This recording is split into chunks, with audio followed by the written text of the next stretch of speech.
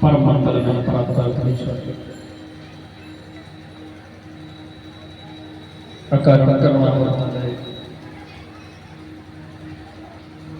भक्तवांछित कल्पतरु श्री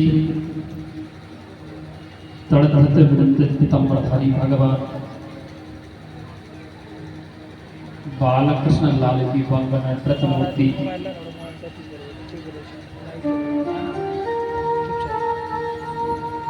रक्त वस्त्र धारणी पंच प्रकृति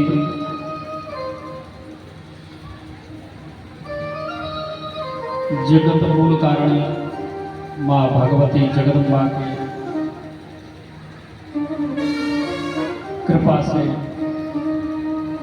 आप और हम इस भारतवर्ष में जन्म लिए। ये भारतवर्ष भूमि कर्म प्रधान,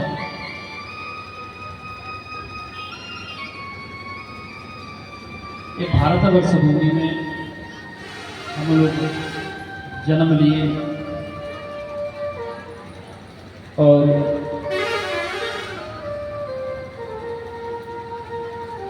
भारत में जन्म लेकर के मगध राज्य में, मगध राज्य तो आप समझते हैं सब, मगध किसको कहते हैं? मगध बिहार का सबसे पहला नाम है जिसको मगध देश कहा। मगध अर्थात राजा जरासंध का राज्य था। यही गया क्षेत्र मगध में आता है। अब खंड कर दिया है, झारखंड हो गया, ये पूर्वी मिथिलांचल हो गया, ये पूर्वी चंपारण हो गया, ये कटिहार क्षेत्र हो गया, ये दरभंगा क्षेत्र हो गया। दरभंगा के बारे में सुने थे, देखे नहीं थे। 2017 में इसे 18 में चंपारण हम सफर एक्सप्रेस से उतर ही गया था।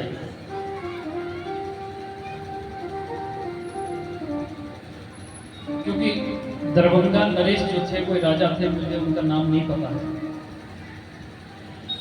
आपका दरभंगा, भागलपुर, पूर्णिया, कटिहार, सहरसा, मधेपुरा सब उन्हीं की जमीन में बना हुआ है, ऐसा सुनने में है। दरभंगा का नाम तो पहले से है, इतिहास में है।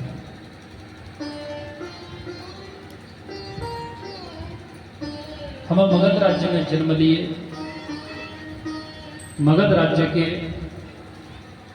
दरभंगा जिला में, दरभंगा जिले के गौरा पौराम प्रखंड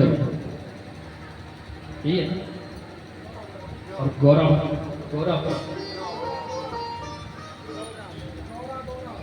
गौरा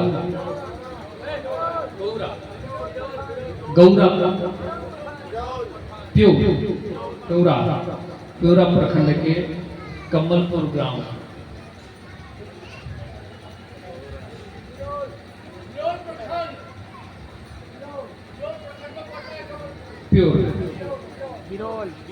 इरोल जो भी कमलपुर गांव, और पिछले 12 वर्ष से मैं बिहार की धरती पर रह रहा हूँ। पिछले 12 वर्ष सबसे पहले जब बिहार में प्रवेश किए थे मैं 11 मई 2010 में आया। संस्कृत महाविद्यालय रामबाग मालीघाट मुजफ्फरपुर, उसी के प्रांगण में सबसे पहले मेरा भागवत हुआ था बिहार में।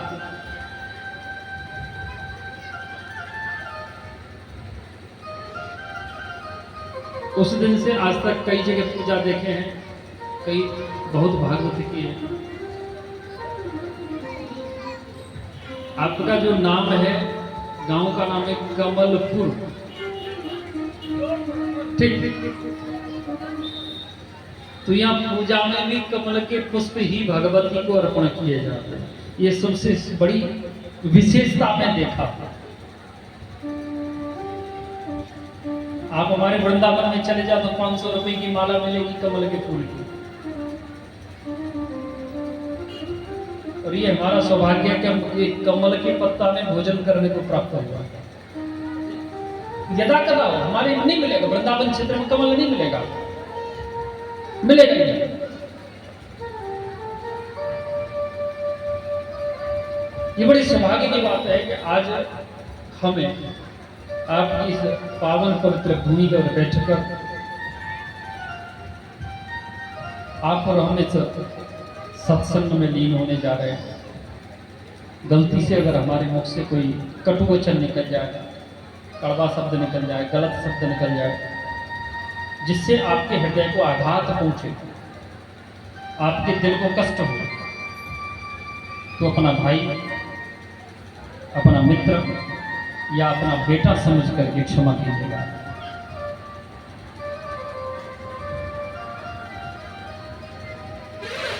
पिछले 4 वर्ष से अरुण बाबू से हम संपर्क में हैं।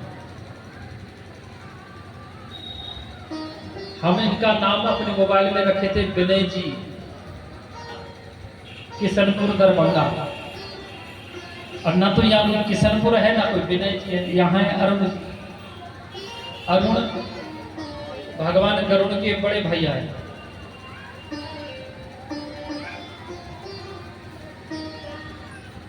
अगर अरुण भगवान सोते हुए रह जाएं तो इस मृत्यु लोक में सूर्य उदय नहीं होगा,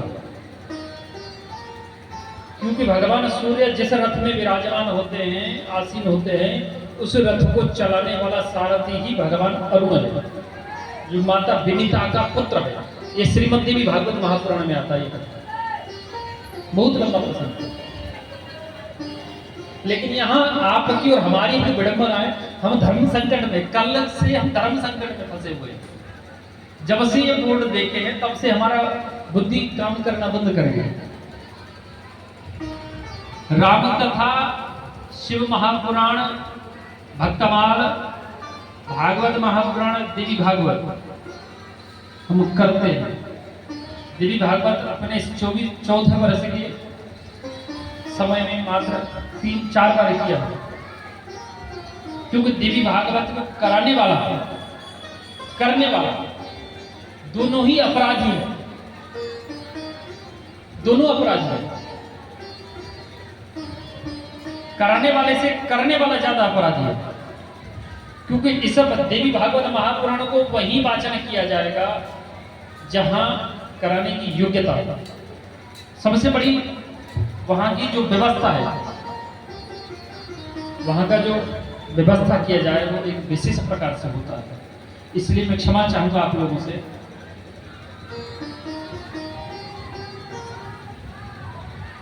हम भागवत महापुराण के आश्रय लेते हुए देवी भागवत महापुराण पर विचार करते हैं।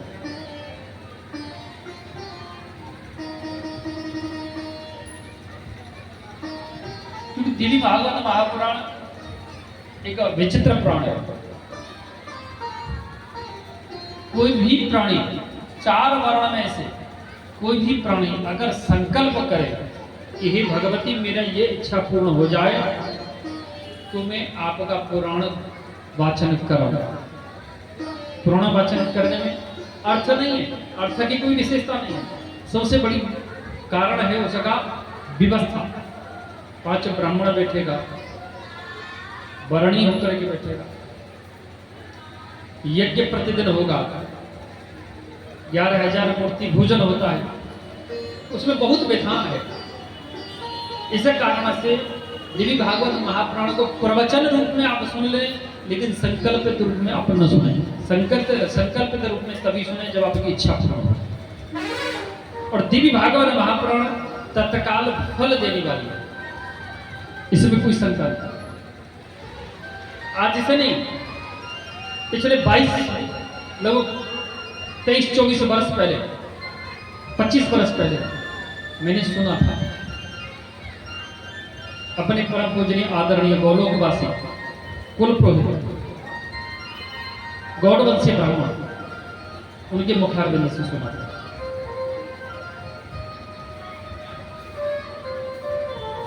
ये हमारी सबसे बड़ी विडंबना है कि हम चिंता ज्यादा करते, चिंतन नहीं करते। और जितना हम चिंता करते ना, उतना ही अगर चिंतन करें तो हमारा कल्याण सुनिश्चित है। आज आप और हम एकत्रित हुए, क्यों हुए? क्या आपने मुझे बुलाया है? क्या आपने बुलाया है? अरे बुलाने वाले होते तो 4 साल पहले बुला लेते। आपसे हम 4 साल पहले से ही संपर्क में। ये भगवती की इच्छा है। किसी के करने से कुछ नहीं होता। यही सोई जो राम ने रचे रखा, जो तुलसीदास बाबा लिखे इस बात में, वही होता है जो राम जी को प्रिय है। चाहते तो हम 4 साल पहले भी आ सकते थे, क्यों नहीं आए आज तक? और 25 तारीख को मैं आपको फोन करने वाला था कि बोले अरुण बाबू या तो आप दूसरा ब्राह्मण अर्ज कर लो, नहीं तो मैं कर देता हूं, क्योंकि मैं नहीं आ पाऊंगा। वास्तविकता मेरा टिकट नहीं बना था।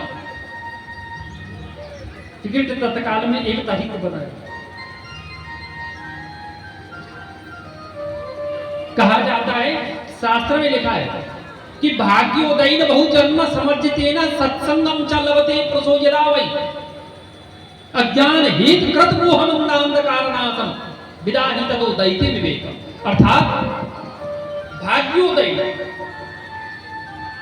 जब हमारे भाग्य का उदय होता है, भाग्योदयेन बहुजन्म समर्जितेन सत्संगम च लभते पुरुषो यदा अज्ञान हेत कृत मोहमन्दान्धकारनाशम विदाहि ततोदयते विवेक। जब भाग्य का उदय होता है, एक जन्म का भाग्य नहीं, जन्म जन्मांतर का भाग्य। भाग्योदय बहुजन्म, भाग्य का उदय होता है कितने कब का? बहुजन्म, बहुत जन्म का भाग्य उदय जब होता है, तब कहीं जाकर के सत्संगम चल दो प्रसर यदावई, सत्संग की प्राप्ति होती है। हम चाहते तो कितनी बार सत्संग कर सकते थे, लेकिन नहीं, हमारे भाग्य का उदय नहीं हुआ, तब तक हम कुछ नहीं कर सकते। जन्म जन्मांतर के भाग्य उदय हुए।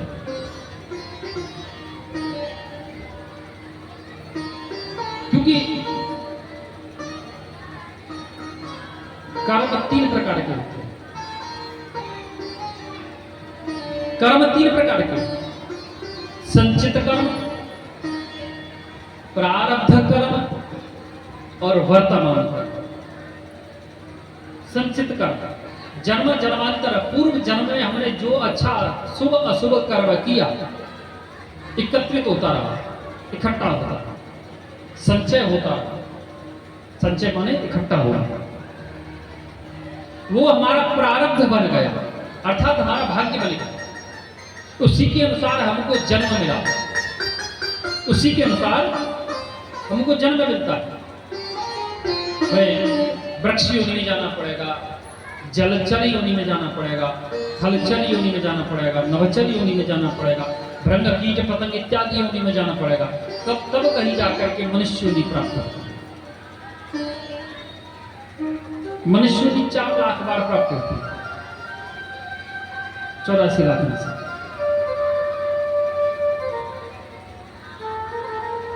तो प्रारब्ध जब बन जाता है, संचित हुआ कर्म, वो हमारा वर्तमान स्पष्ट करता है। जो हमारा संचित कर्म है, इकट्ठा किया हुआ कर्म है, वो हमारा प्रारब्ध बन गया, हमारा भाग्य बन गया, उसी के अनुसार हमें जन्म मिला।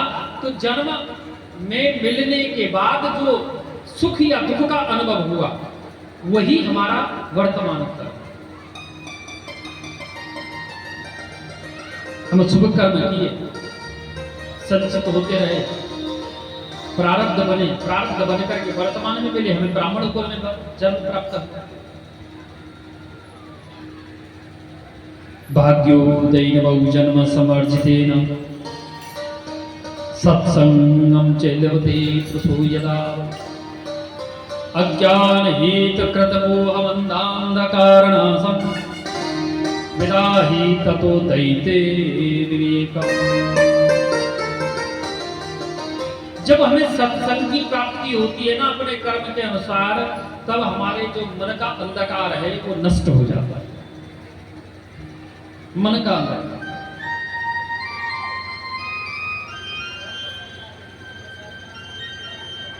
भारत में गंगा कितनी है?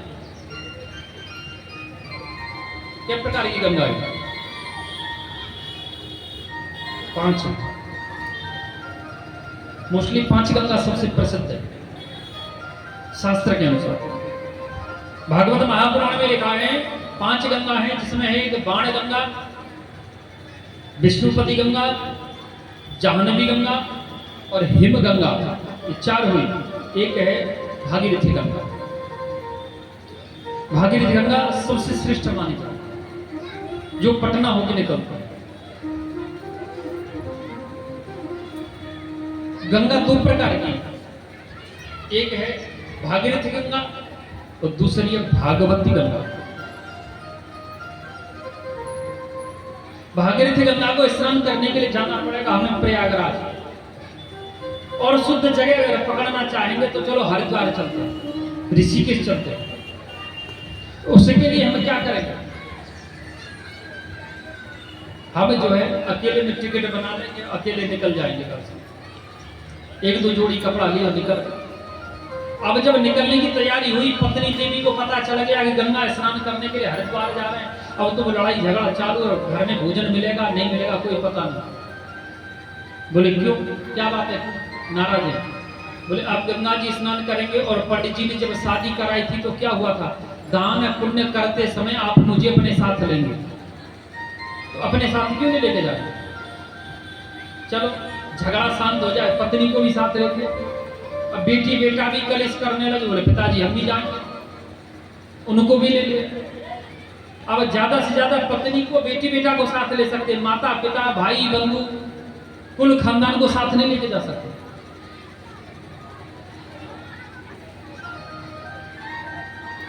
महीने 15 दिन पहले, 2 महीने पहले टिकट बनानी पड़ेगी, तब कहीं जाकर 2-4 जोड़ी कपड़ा ले जाएंगे, 10-20 हजार रुपया रखेंगे, तब गंगा जी स्नान करने जाएंगे।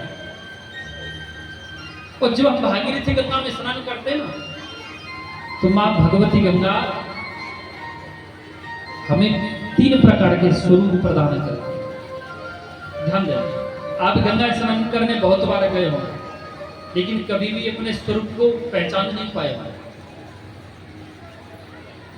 पहला स्वरूप माता गंगा हमको भगवान परमपिता ब्रह्मा का स्वरूप प्रति है, नारायण भगवान का स्वरूप प्रदान करती है।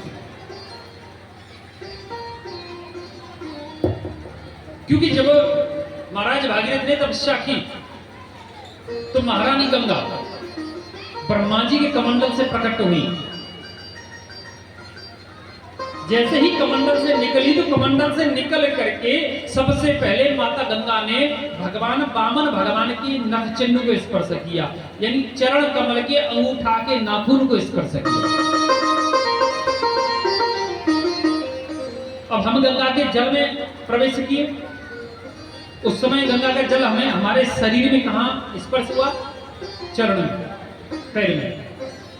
तो उस समय हम भगवान नारायण का स्वरूप है। बोलिए श्री नारायण भगवान की जय। जब गंगा के जल में डुबकी लगाते, उस समय महारानी गंगा हमको भगवान शिव का स्वरूप प्रदान करती है, शिव रूप बना। क्योंकि जब हम जल में डुबकी लगाते हैं तो गंगा का जल हमारे केश में जाता है, हमारे सिर पे जाता है, और ब्रह्मा जी के कमंडल से निकल करके नारायण भगवान के नख चिन्ह को स्पर्श करते हुए माता गंगा ने गर्भ मंडल, तारा मंडल, नक्षत्र मंडल को पार करते हुए सबसे पहले हिमालय में भगवान भोलेनाथ की जटा में आकर के पहला विश्राम स्वीकार किया। वहां से 5 जटाएं भगवान भोलेनाथ खोल दिए, 5 धाराओं में माता गंगा का प्रवाह प्रारंभ हुआ। अर्थात जब हम जल में गोता लगाए, उस समय माता गंगा ने हमको जो है शिव रूप बना दिया। बोलिए शिव शंकर भगवान की जय हो। तीसरा स्वरूप परम पिता ब्रह्मा का बना दिया। पहला रूप नारायण भगवान, दूसरा सूर्य शिव भगवान, तीसरा ब्रह्मा। जब गंगा स्नान करके कोई तो पीतल के कमंडल में, कोई स्टील के कमंडल में, कोई प्लास्टिक की शीशी बोतल में पानी भर के गंगा का जल लेकर के घर की तरफ जाते हैं, बैजनाथ जी जाते हैं, तो जब हम कमंडल में जल लेके चलते हैं तो उस समय हम क्या बन जाते हैं? ब्रह्म रूप। क्योंकि ब्रह्मा जी हमारे कमंडल में गंगा है और वहां किसके कमंडल में थी? ब्रह्मा जी के कमंडल में। उस समय हम ब्रह्म स्वरूप कहलाए जाते हैं। बोली श्री ब्रह्मा जी भगवान की जय। ब्रह्मा जी का मंदिर भारतवर्ष में कहीं देखे हैं आप? कहीं हुआ है? 2 जगह। एक अवतारी प्रतिमा है पुष्कर राजस्थान में, जैसलमेर पुष्कर, जोधपुर के पास, अजमेर, अजमेर की दरगाह बोलते हैं पुष्कर जी। और दूसरा पश्चातापी वृंदावन से 10 किलोमीटर उत्तरी भाग में एक वन है, जंगल है, जिसका नाम है ब्रह्म वन। वहां ब्रह्मा जी का प्रतिमा है। ये श्रीमद् भागवत महापुराण के 10वें स्कंद में आता है, जहां हमारा अपना स्वयं का जन्म स्थान। ब्रह्मा जी के मंदिर होने के कारण उस गांव का नाम पड़ गया चौमुहा, 4 मुख वाला।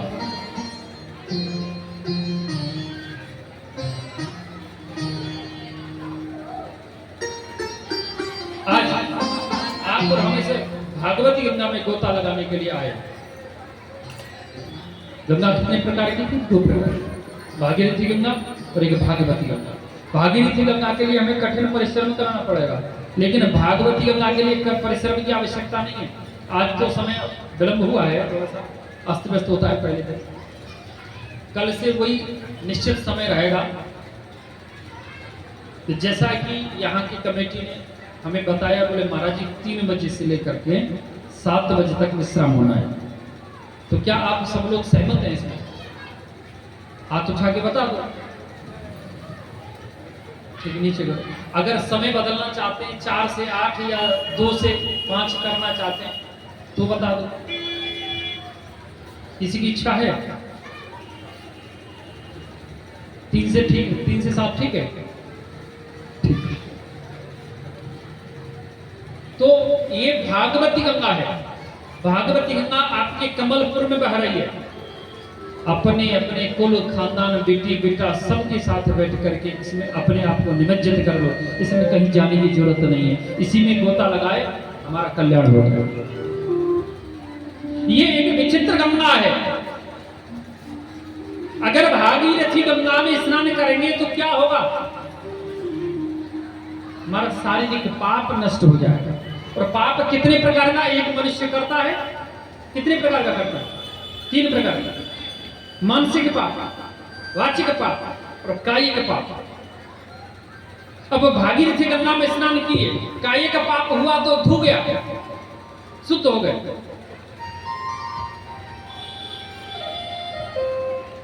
लेकिन मानसिक पाप, वाचिक पाप, किसी को गाली देना, निंदा कर देना, मानसिक पाप, किसी के प्रति दुर्विचार सोच लेना, ये मन के द्वारा किया गया पाप है। ये भी पाप लगता है, शास्त्र में लगता है। इसीलिए तो कहा है, तुलसीदास बाबा रामचरितमानस में लिखे थे कि सिया राममय सब जग जानी, करो प्रणाम जोर जुग पार। इसीलिए सारे जगत में सिया राम को ही देखना है, तभी मानसिक पाप से बचेंगे। अगर हम सिया राम की जगह कोई और देख लें तो मानसिक पाप निश्चित हमसे लग जाएगा, निश्चित लगेगा। अब मानसिक कायिक पाप तो हम धो दिए भागीरथी गंगा में, और ये मानसिक और वाचिक पाप जो किए, इसका उद्धार कैसे हुआ? इसका उद्धार होगा भागवत महापुराण से, इसका उद्धार होगा भागवती गंगा से। इसलिए मेरी सभी से प्रार्थना, जहां तक इस ध्वनि यंत्र के द्वारा आवाज जा रही है, सब लोगों से मेरी प्रार्थना है, अधिक से अधिक संख्या में पांडाल में आकर के कथा को श्रवण करना, अपने आप को कल्याणकारी और पुण्य की कमाई करना, सबसे बड़ा धन है।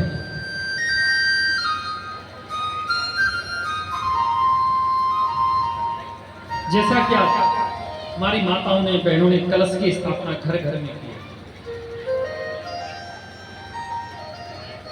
कलश पे थोड़ा सा व्याख्यान करते हुए भागवत में प्रवचन प्रवेश करते हैं। कलश का अर्थ है क्या? कलश क्यों बैठाते हैं? कलश जो रखते हैं, क्यों रखते हैं? क्या कारण है कलश रखने का?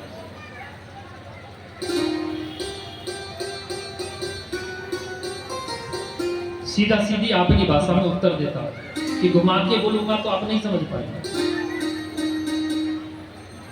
अभी आपके दरवाजे पे हम जाए, ठीक, आपके दरवाजे पे हम गए तो आपके अंदर एक श्रद्धा जागृत हुई, चलो एक वृंदावन का संत है, ब्राह्मण है, मेरे दरबार का है, आइए। क्या कहिएगा आप लोग? आइए महाराज जी बैठिए, ठीक। यथोचित जैसा आपसे सुविधा होगी, या तो प्लास्टिक का कुर्सी का, या चौकी का, या सोफा का, नहीं होगा तो जमीन में आसन डालने का, कुछ न कुछ बैठने के लिए व्यवस्था आप बनाइए। निश्चित है वही प्रक्रिया है कलश स्थापना। अब आपने मां भगवती को 9 दिन के लिए अपने घर में बैठाने के लिए जगह दी। मां भगवती को बैठाने के लिए अष्टदल कमल की रचना की जाती है। अष्टदल कमल, 8 किनारे वाला कमल का पुष्प बनाया जाता है। किससे? अरवा चावल से। देवी भागवत महापुराण में है, ये आता है कि जब माता भगवती ब्रह्मा जी को आकाशवाणी सुनाई आती है कि आप सृष्टि रचना करो। बोले कहां करूं, कैसे करूं, तपस्या करूं, कैसे करूं, किसकी करूं? तो ब्रह्मा जी को देखते देखते जब तक सोचते हैं तब तक देखते कि ब्रह्मा जी के सामने एक विमान है। विमान आ गया, ब्रह्मा जी उस विमान में बैठे। उस विमान में पहले से ही एक विष्णु जी और एक शिव जी बैठे हुए। अब विमान उड़ना प्रारंभ कर दिया। विमान उड़ते उड़ते सबसे पहले क्षीर सागर में पहुंचा। विमान में बैठे हुए विष्णु जी कह रहे हैं कि भैया जब विष्णु मैं हूं तो ये यहां क्या है? ध्यान दें, इतने विचार कर रहे थे, इतने विमान उड़ने लगा और सीधा ब्रह्मलोक पहुंचा। अब ब्रह्मा जी विस्मय में पड़ गए, संकट में पड़ गए, धर्म संकट में आके बोले भैया जब ब्रह्मा में हूं तो ये कमल के फूल पर विराजमान चतुर्मुखी ब्रह्मा कौन है? ये यहां क्या कर रहे हैं? विमान वहां से उड़ जाता। तो देखते ही कैलाश में पहुंचता, भगवान शिव विराजमान। अब भगवान भोलेनाथ भी विस्मय में पड़ गए। उड़ते उड़ते विमान एक मणिद्वीप में, मणिलोक में चला जाता है, जहां अष्टदल कमल की रचना है। अष्टदल कमल के बीचों बीच एक चौकी विराजमान है, मणि जड़ित सिंहासन है, उसमें मां भगवती जगदम्बा बैठी हुई है। सभी उसकी सुंदरता को देख करके, उनकी एक छवि को देख करके तीनों भ्रमित हुए। बोलिए जगदम्बा मैया की जय।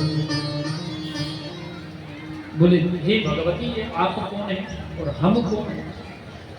बोले आप, मैं एक कारण हूं, कारण की भी कारण।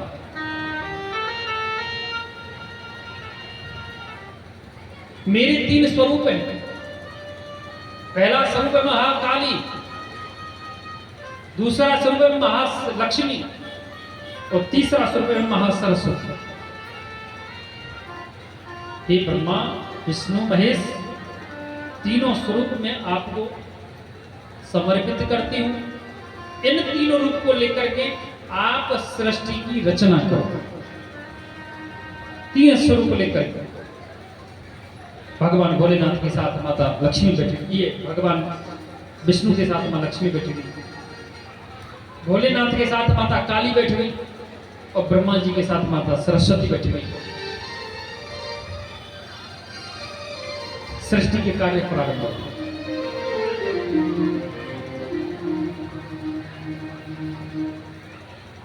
जिस समय भगवान कहते हैं बटस्य पुत्रस्य पुटे शयानम बालम मुकुंदम मनसा स्मरामि, बट के पत्ते पे सेन कर रहे भगवान बाल मुकुंद इसके बल मुकुंद के नाभि कमल से उनके मन में आया, क्यों न मैं एक से दो हो जाऊं।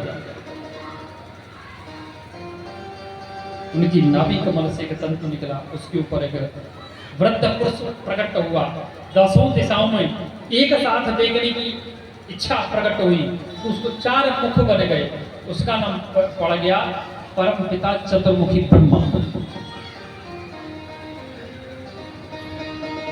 उसी समय भगवान नारायण के कान से काम से मद निकला।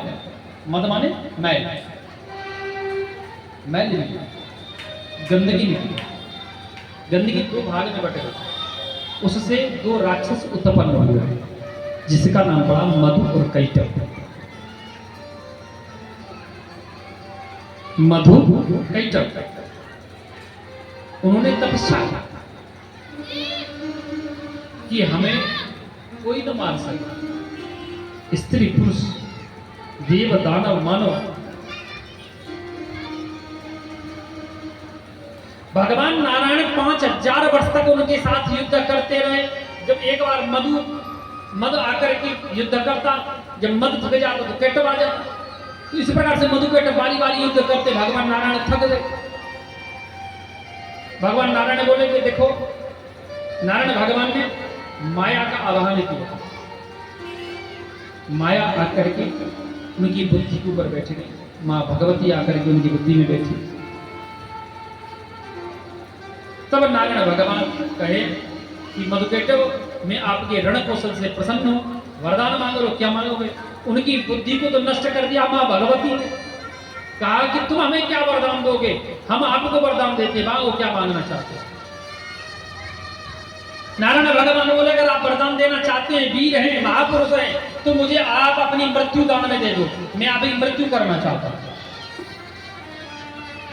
अब दोनों की बुद्धि से जब पर्दा हटा, यानी माया का असर हटा, भगवती का असर हटा, तो विस्मित हो गए, आश्चर्यचकित हो गए। बोले, प्रभु हमने आपको वचन तो दिया है कि हम युद्ध मृत्यु दान देंगे, लेकिन मृत्यु हम तब देंगे जहां जलहीन पृथ्वी हो, क्योंकि सर्वत्र जल था, पूरे सर्वत्र जल ही जल था। स्वार्थ अंडज जगह में कुछ नहीं था, सब जगह जल ही जल था। तो नारायण भगवान अपना विराट रूप धारण किए। बोलिए श्री विराट भगवान की जय। अपनी जंघा को नारायण भगवान इतना बड़ा कर दिए, जल विहीन हो गई, दोनों को आकर के उस जगह मृत्यु दान किया। बोलिए श्री मधुकैटभ हंत भगवान की जय।